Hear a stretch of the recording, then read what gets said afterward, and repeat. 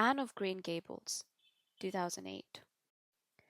Lucy Maud Montgomery's famous novel Anne of Green Gables is 100 years old this April, and the anniversary is in full swing. Already there's a prequel, Budge Wilson's Before Green Gables, which chronicles the life of spunky, strange, but endearing Anne Shirley before she hit Prince Edward Island's Green Gables farmhouse in the splatter of exclamation marks, apple blossoms, freckles, and embarrassing faux pas.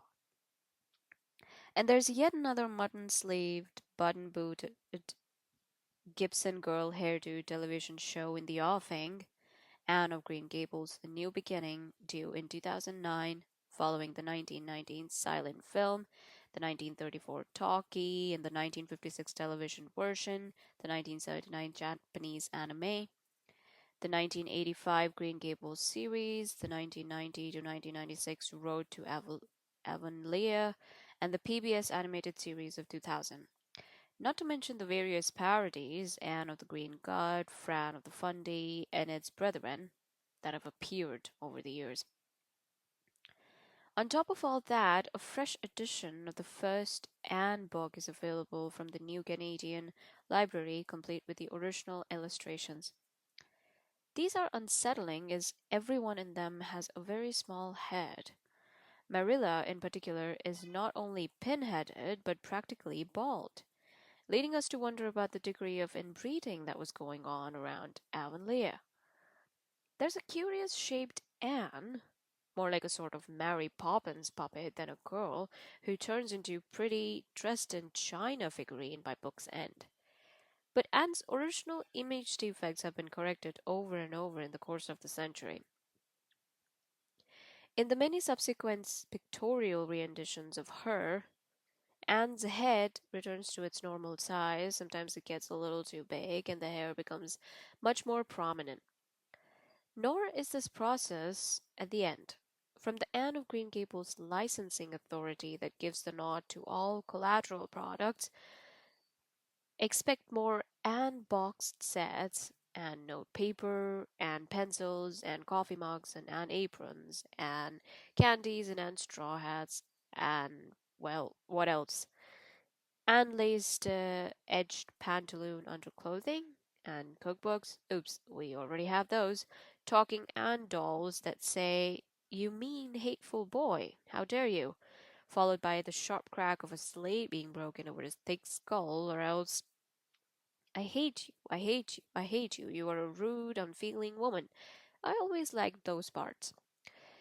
For those of you who didn't read this book as a child, are there any? Yes, there are most likely male Anne in the story of an orphaned, red-headed, freckled 11-year-old girls who've been sent to the Green Gables farm in Avonlea by mistake.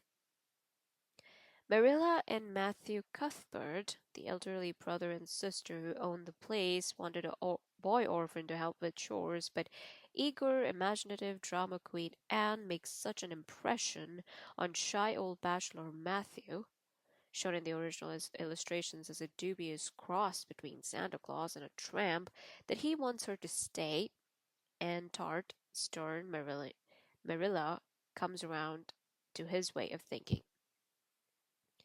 And subsequent adventures, awkward escapes, aesthetic hyperventilations, and temper tantrums are both touching and amusing as she grows from ugly duckling waif to talented and beautiful swan, having dyed her hair temporarily green in the meantime. Ultimately, she wins the admiration and affection not only of Marilla, but of just about everyone in Avonlea, except the girl we love to hate, whose name is Josie Pye. Finally, there's a bittersweet ending wherein the wonderful Matthew dies, killed by a heart attack brought on by shock of failing bank that wipes out all his savings, thus giving us an Anne for our times, and the scholarship winning Anne renounces her larger college ambitions, at least for a while. She stays at Green Gables to help Marilla, who's at the risk of going blind and who have to sell the place for otherwise. This is the part where you cry a lot. The book was an instant success when it first appeared. Anne is the dearest, most lovable child in fiction since the immortal Alice. growled crusty, cynical Mark Twain, and has been going strong ever since. Anne has inspired many imitations. Her more genuine literary descendants surely include Pippi Longstocking, not to mention Sailor Moon, girls who kick over the traces, but not too much. Montgomery herself wrote a string of sequels: Anne of Avonlea, Anne of the Island, Anne's House of Dreams, and more. But the grown up Anne is not the same, and neither is Avonlea after the outbreak of the First World War. As a child reader, I felt about these later books much as I felt about Wendy growing up at the end of Peter Pan. I didn't want to know. Anne of Green Gables was first published in 1908, a year before my mother was born, so when I first grinned and snivelled my way to it at the age of 8, I was a youthful 40. I revisited it through the eyes of my own child in the 1980s when it was approaching 80. Then our family actually went to the Prince Edward Island and stayed in Charlottetown and saw the sprightly, upbeat Anne of the Green Gables musical that's been running there continuously since 1965. I enjoyed it a lot, but watching a show about a 11-year-old with some real 11-year-old girls cast a different light on things. Some of that enjoyment was vicarious. We didn't buy any Anne dolls or cookbooks, nor did we visit the Green Gables facsimile farmhouse, which, judging from the online accounts of it, is a complete as Sherlock Holmes dig on Baker Street, containing everything from slate Anne broke over Gilbert Blythe's head to her wardrobe of puff sleeve dresses to the brooch she was accused wrongly of losing. There's even a pretend Matthew who gives you drives around the property, though he's not described as running to hide out in the barn at the approach of lady visitors, as the real Matthew would have done. Now I wish I'd taken more of these sites while I had a chance, though somewhere along the way we did check out the early 20th century one-room schoolhouse where the high double desks were just like the ones Anne would have known. From the point of view of Annery, we were unsatisfied customers, though the many Japanese tourists who'd come a long way to see the musical was snapping up the dolls, straw hats, books, and aprons with encouraging briskness. I worried about these tourists during the musical itself. Wouldn't the egg and the spoon race present an insuperable cultural barrier? But I needn't have. When a Japanese person takes up a hobby, that hobby is studied with extreme thoroughness, and I suspect that every Japanese visitor knew a great deal more about egg and spoon races than I did myself. Anne's popularity in Japan, and she's been extremely popular, used to be a mystery to me. Then I went to Japan and was able to ask a Japanese audience to explain Anne's fascination for them. There were 32 answers, all duly recorded by a nice lady who wrote them down, typed them out, and sent them to me. Here are some of them. Anne of the Green Gables was first translated by a Japanese author who was very well known and well loved already. Anne was an orphan, and there was a lot of orphans in Japan right after Second World War, so many readers identified with her. Anne has a passion for apple blossoms and cherry blossoms. The latter are especially dear to the hearts of the Japanese, so her brand of aesthetic sensibility was very sympathetic. Anne had red hair, which before the past 20 years or so, when even middle aged Japanese ladies may sometimes be spotted with blue, green, red, or orange hair, was thought to be extremely exotic. Anne is not only an orphan, but a poor girl orphan, the lowest of the low on the traditional Japanese social ladder. Yet she wins over that most formidable of Japanese dragons, the bossy old Martin.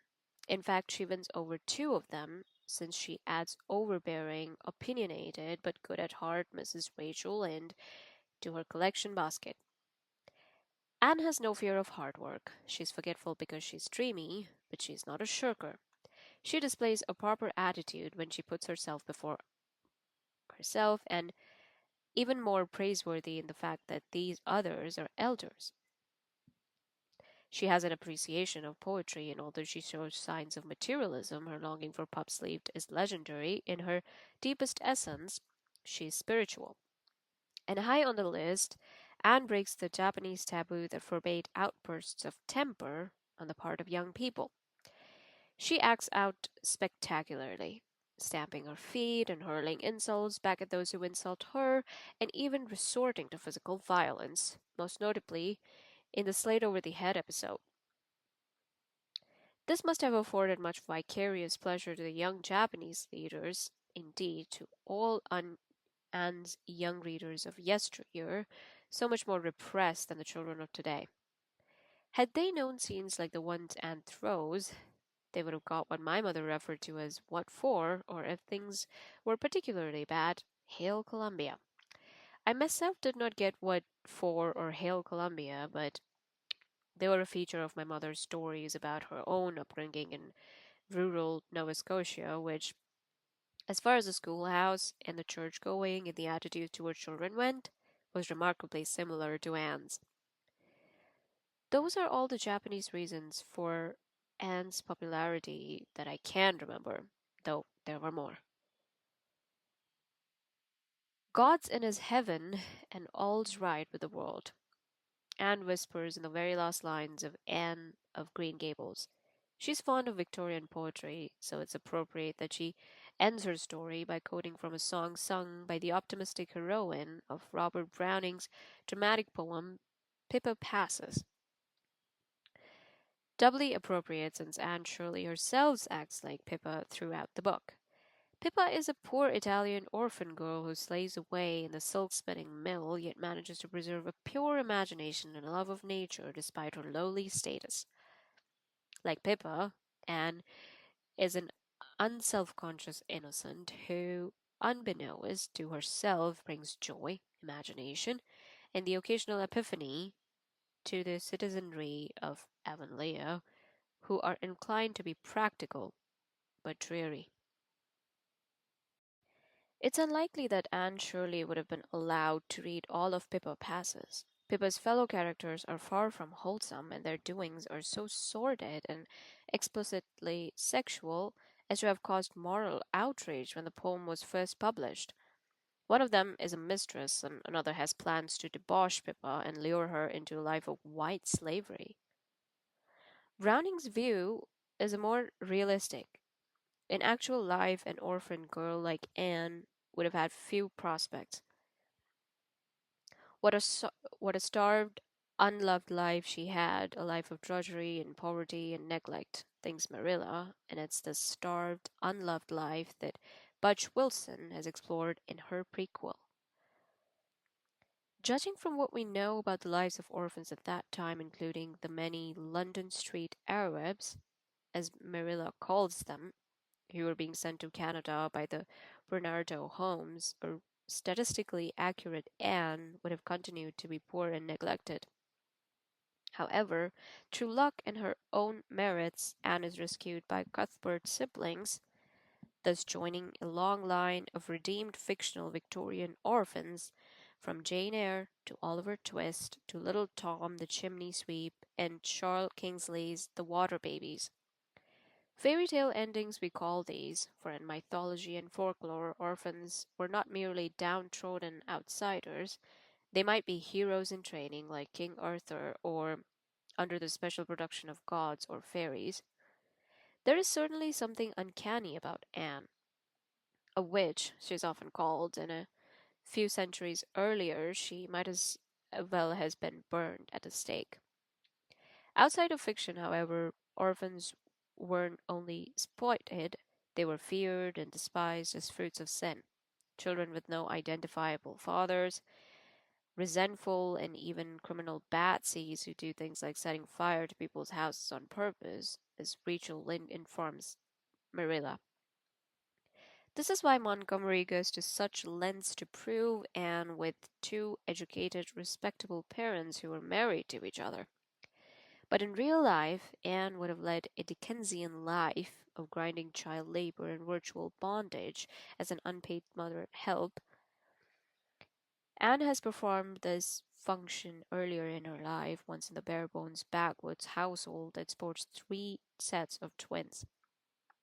At worst, she'd have been raped by the men in such households. Then, when found to be pregnant, she'd be shipped back to the orphan asylum in disgrace, where she would have been produced yet another orphan. For how could a girl like her, without money or family, and with her reputation in ruins, ever have supported a child? And after that, what? In my sourer moments, I confess to having imagined yet another Anne sequel to be called Anne Goes in the Town. This would be grim, Zolasque epic that would chronicle the poor girl's enticement by means of puffed sleeves, then her sexual downfall and her subsequent brutal treatment at the hands of harsh male clients. Then would follow the pilfering of her ill-got-through, hard-earned gains by an evil madam, her dull despair self-medicated by alcohol and opium smoking, and her sufferings from the ravages of an incurable STD. The final chapter would contain some Traviata-like coughing, her early and ugly death, her burial in the nameless grave, with nothing to mark the passing of this waif with a heart of gold, but a volley of coarse jokes from her former customers. However, the presiding genius of Anne is not in the gritty grey angel of realism, but the rainbow coloured, dove winged gauntlet of the heart's desire. As Samuel Johnson said about the second marriages, Anne is a triumph of hope over experience. It tells us not the truth about life, but the truth about wish fulfillment. And the main truth about wish fulfillment is that most people vastly prefer it over the alternative. This is one of the reasons Anne Green Gables has had such an ongoing life, but this is in itself would hardly be enough. If Anne were nothing but a souffle of happy thoughts and outcomes, the Annery would have collapsed long ago. The thing that distinguishes Anne from so many girls' books of the first half 20th century is its dark underside. This is what gives Anne its frenetic, sometimes quasi-hallucinatory energy, and what makes its heroines' idealism and indignation so poignantly convincing. The dark side comes from the hidden life of Anne's author, L.M. Montgomery. Some of Montgomery's journals have been published and several biographies have appeared, as well as a haunting 1975 television docudrama called The Road to Green Gables. There's a new biography due in October from Mary Henley Rubio, Lucy Maud Montgomery, The Gift of the Wings, and doubtless in it we will learn even more about the hidden life, though what we know already is disheartening enough. Montgomery was a semi-orphan. Her mother died when she was under 2, and her father packed her off to be brought up by a strict Presbyterian grandparents in Cavendish, PEI. The description of the chilly bedroom where Marilla pulls Anne on her first night in Green Gables, a bedroom of a rigidity not to be described in words, but which sent her a shiver from the very marrow of Anne's bones, is doubtless a metaphor for this household. Anne's plaintive cry, "You don't want me, nobody ever did want me," is a child's outraged protest against the unfairness of the universe that seems to come straight from heart. Montgomery was an orphan sent to live with 2 old people, but unlike Anne, she never did win them over. Marilla and Matthew are what Montgomery wished for, not what she got. Anne's experiences minding other people's babies are bad enough. Marilla, shrewd enough to read between the lines, pities her, but Montgomery's own experiences were, if anything, worse. The father she had idolized from a distance moved out west and remarried, and Montgomery was sent for, but the joyful family reunion she must have anticipated didn't happen. Instead, she found herself kept out of school so she could attend to the baby of her uncongenial new stepmother. Her father was seldom there. Anne's precocious reading tastes and romantic imagination are similar to what we know of Montgomery's, but Montgomery did not star in the post girlhood series of the sequels in which she marries Gilbert Blythe. Instead, she went through two serious relationships: an engagement to a man she did not love, and a non engagement to a man whom she loved passionately but couldn't bring herself to marry because he was an uneducated farmer. The farmer died, after which she renounced her romantic dreams and stayed home to look after the unpleasant grandmother. When she finally did marry, 4 months after the grandmother's death, she had premonitions of a disaster. It's not a good omen to sit at your wedding breakfast feeling it's your own funeral. Indeed, things did not work out very well.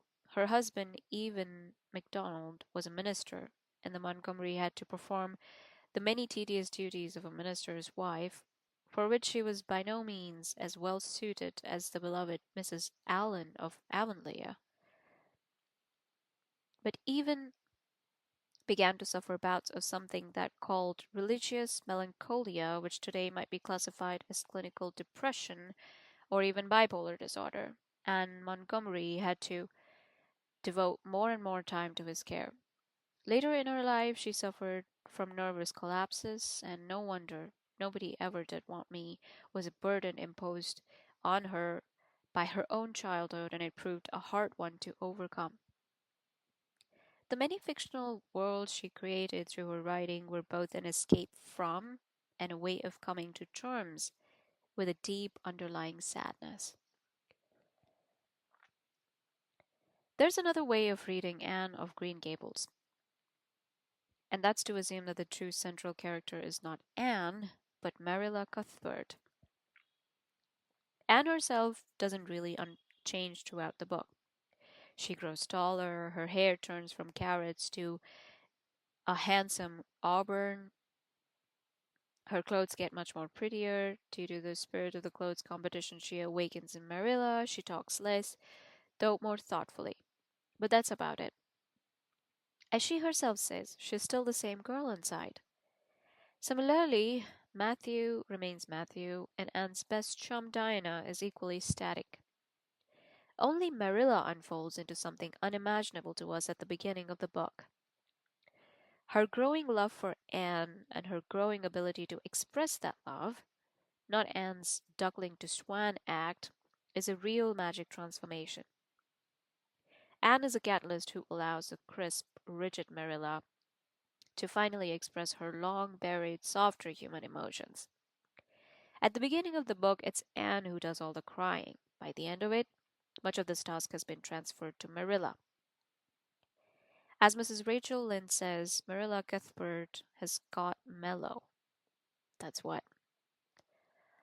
"I was wishing you could have stayed a little girl, even with all your queer ways," says Marilla in one of her weepy passages towards the end of the book.